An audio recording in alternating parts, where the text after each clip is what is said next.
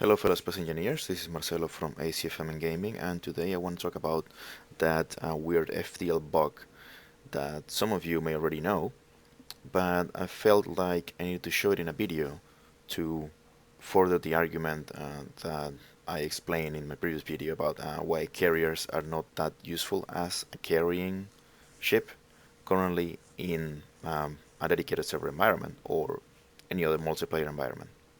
So, here we have our destroyer with a dropship, and this is the setup that I've been using in our survival server so far. Now, as you will see, if I try to jump, it tells me the meager maximum distance of, only 762 kilometers by using two jump drives. But that's not the issue. Now, if I dock the dropship by pressing P,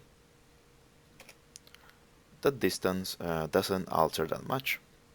As you can see, there was a slight increase in the mass of the ship, but that's fine. Now, you may try to jump like this, just using the connector, but you won't be able to move around if you have several fighters or dropships inside of your hangar base. They're gonna eventually, cut loose and start banging against each other and completely clanging the hell out of your ship.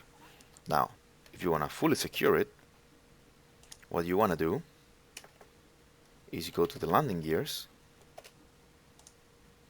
and lock them. Now, after doing so, your ship will remain stationary. You will, be able to do any kind of maneuvering with your carrier. But while jumping, you see, mass is the same, distance has been almost halved. And this goes bad really fast the more smaller ships you add to your carrier. Eventually, you won't be able to do a meaningful jump. Now, that also extends to torpedoes. Now, if you're using this torpedo system that uses a rotor to keep them in place, they will be fine as long as they are not locked. For example, in this case, the auto lock is set to 10 meters per second, so as soon as the ship reaches 10 meters per second, the auto lock, and that equals to a landing gear lock. So let's do the experiment right here.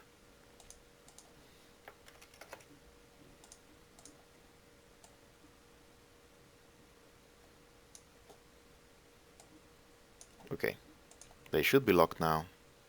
Now let's try to jump. There you have it.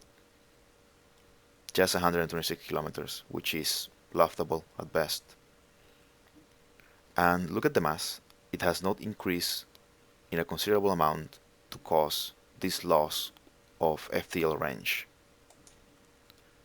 So there are a few workarounds to this issue, but once again, it involves the player doing something. So there's no real automation unless you want to use sensors, but then again, sensors, they have been improved, but they are still causing problems, so I guess you have to, wiggle around that issue. Now let me show you what I propose. Okay, here we are, and this is a prototype, an FARP module for this destroyer and our frigate. It's not a final product. I mean, I don't like the way it looks that much. It's bulky, it kind of looks like a barge, and by extension like a bulge outside of the ship. I guess it could be worse, it could be improved, but what this does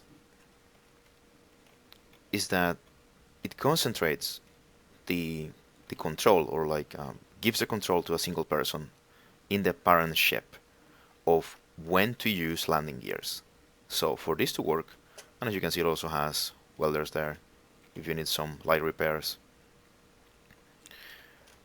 What this does is that the pilots, they just touch down, and the locking is controlled by the parent ship. So the parent ship can decide when to lock them to maneuver with the landing gears, or when to just use the connectors to do an FTL jump. Now this could use better materials. The catwalks are in place here just to keep this thing thin and smooth, closer to the connector height. You could use regular blocks or heavy armor blocks, but you would have to lose the welders. I mean, it's whether you want it or not to have the repair capabilities. Now, this design, it's based off one that I always enjoyed, and that was the Kushan support frigate from the first Homeworld. I always liked it when I played it back in the 90s. So I figure if it's not broken, you don't have to fix it. Now this could be adapted into its own design. I figure the vertical arrangement works best for this kind of ship. Now if you want to have a full carrier doing this, if you want to do it horizontally, you need to take into account that it's going to have some depth. So the actual flight deck or the hangar deck in which you want to dock these small fighters would have to, protrude downwards into the ship. So that's one solution for the problem. Now, as for these, I guess,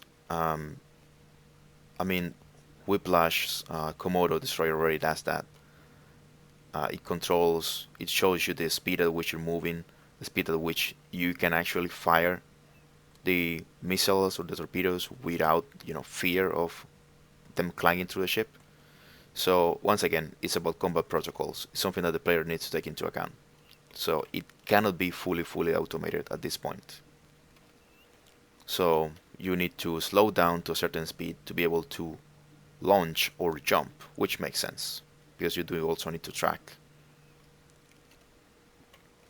Okay, that's been all for today. I hope this gives you some insight, and I do want to see what you propose to overcome this bug for the time being.